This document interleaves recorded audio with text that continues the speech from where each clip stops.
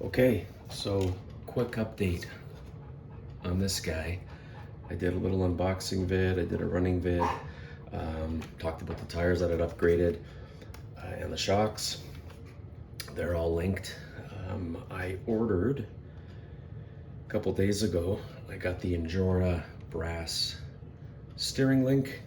The one that they send you is actually a little different than the one that's in the picture. The one in the picture has a bunch of holes along here, and the top piece actually attaches right into the knuckle here, whereas this one attaches right on the top. No big deal, it doesn't come into play with anything. I've got this on my Power Wagon FCX 24 and it works great. So along with that, I ordered the brass steering links.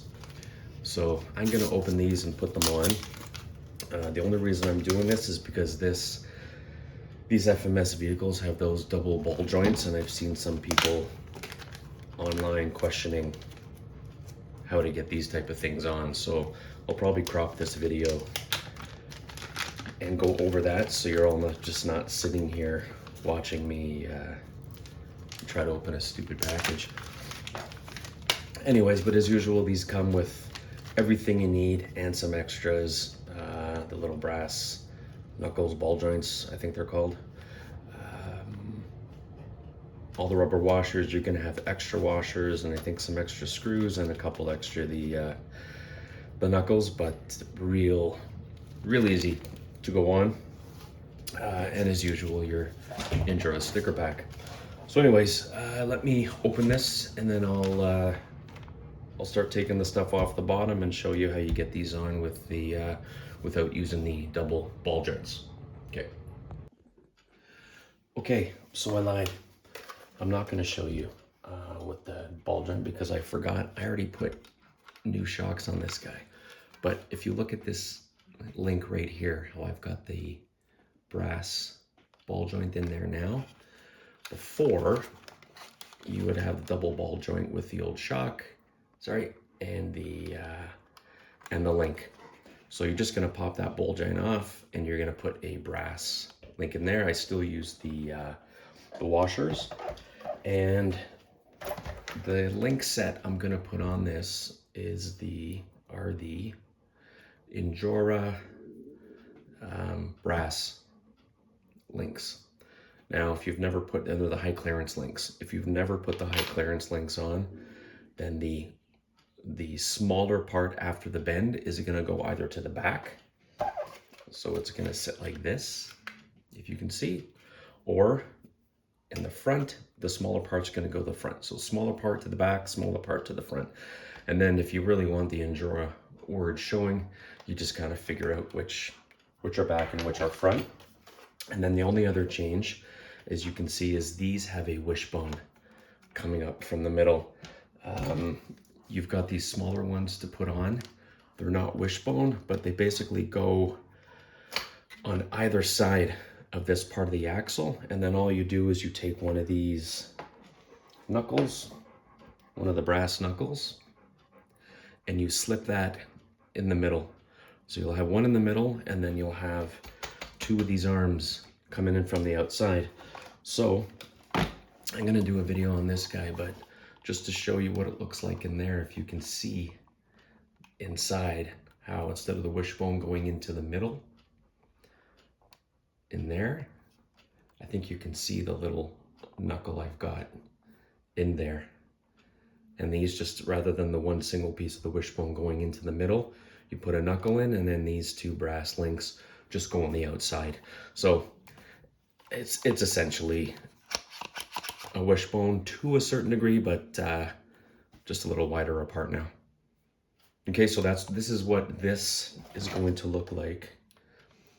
This one here, which is the Unimog, it's gonna look like my Power Wagon when it's done. Okay, I'll show you when I'm done. And one more quick thing. If you look on these little pieces, where am I here? There I am. That are gonna go where the old wishbone was. You'll see one piece has a little hole for a screw, and one piece has a hole for a knuckle. The piece with the screw is gonna go in right here to where the motor and your gearing is, right in there. So those will go and screw in right into the frame, and then the ones that go down towards the axle will require the side with the knuckle on it. Okay. All right, and I lied when I said when you have the wishbone that you're going to be replacing, I said you're going to have to put one of the brass knuckles in between and then the wishbone. I totally forgot. They actually send you like a little stainless steel one. So I think there's like 4 of these in the package, you know, in case you drop 2. But that goes in the middle on the axle piece before you tie in the screw. The screw goes totally through the one end of the wishbone, and then that'll be there, and then the other one will be on the other side, on the opposite side of the little plastic piece on the axle. I hope this makes sense. All right, so this is what I'm talking about, if you can see. So here's the wishbone, and there's where it goes in the axle. The thing is, the Injora links don't come together. So they're gonna go on that side, and you're gonna put the stainless knuckle on right in the middle there, and then one screw is just like this one, but one screw is gonna slide all the way through. Okay, if that makes sense. Get a little closer in there. I will show you when I'm done what it looks like, but here's what it looks like now. Okay, so this here is what you're going to end up with. I think you can see it in the lights there, right? Piece of advice, a number of the things I said to be careful for, I totally forgot myself because I was rushing to do this. So one piece of advice is don't rush, because I specifically said the bend with the small part goes to the back and to the front. I had them to the middle. I had the axle upside down, so I had the wishbone thing on, and I put the longer links on at the back here, and I wondered why the thing wouldn't move. And I'm looking, and I realized the words FMS were reading properly to me, but I forgot this thing was upside down. I can't work upside down for some reason, so I get all discombobulated. So anyways, it's on. That's what it's gonna look like compared to the front. I guess you can see the front there. It looks pretty cool. And again, you get a bit of clearance. One thing to remember too is your drive shaft is gonna come off when you take your rear axle off. So when you put it on, make sure it's lined up properly and all these things are lined up the same way. I understand you can get some sort of jumpiness. I know on the WPL models you can. I don't know with these if you do or not, but just make sure that all your screw heads and everything, like this is the bottom of the screw, but everything's on the same angle all the way up. All right, and that's what you get.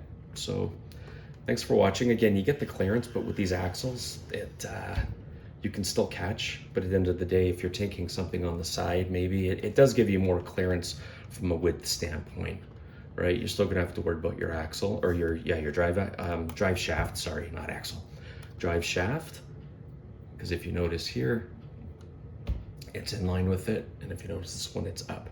So, you know, some things on the side, it'll give you a little more clearance. I just did it for stability and because I think they look cool and they're not expensive. Okay, thanks everyone. One last thing before I go, and I lied.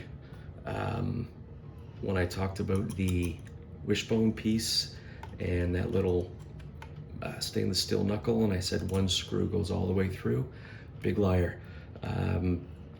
Because the 2 parts on the axle are threaded that the bolt goes into, not a screw, the bolt, little bolt, you technically don't need the piece in the middle. The screws, they're short enough, they'll just go through and probably get pretty close. But for me, I like having that little knuckle there. I don't know, gives me a little sense of security, I guess. Makes it nice and stable, but you don't need it because you do need a screw on either side.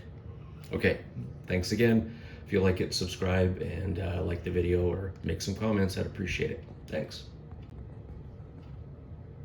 Okay, so we're done.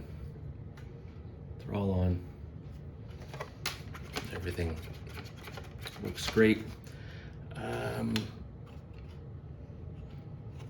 You know, you might ask yourself why I've clipped this video into about 6, 7, 8 different clips. Well, it's because I watch so many videos on YouTube and I see people doing these things, and they might do that fast speed on the video, whatever, but regardless, you know, they don't drop a screw, they don't misalign anything, they don't put something on wrong. I never see that. Just so you know, I put the links all on the wrong way. At one point, I forgot to have the drive shafts back in. They were out of each other a couple times when I put all the links on, so I had to take the top links off to get the drive shafts back in. I dropped the screws into the body about 50 times and ended up shaking the stupid thing. Just so you know, if you're a doofus like me and you do that, open the hood. 80% of the time they think I'm shaking like this, but it's in the hood, so it'll come out. That, and one thing to be aware of, when you take, for the wishbone type thing at the bottom, when you take the screw out of the frame right here, there is a little sleeve that goes in. If that falls out on you, trust me, it's not fun to try to get back in. If somebody does it real quick, well, good for them, they're better than I am, but there would have been a lot of swearing in this video if I just recorded it straight out, and it probably would have been about 2 hours long because of all my mistakes trying to rush things. But you know, you'd think I've done it before on 10 of my vehicles, that I'd get it by now, but here we are. Anyways, regardless, I'm tired and I'm done and I'm happy. Thanks, guys.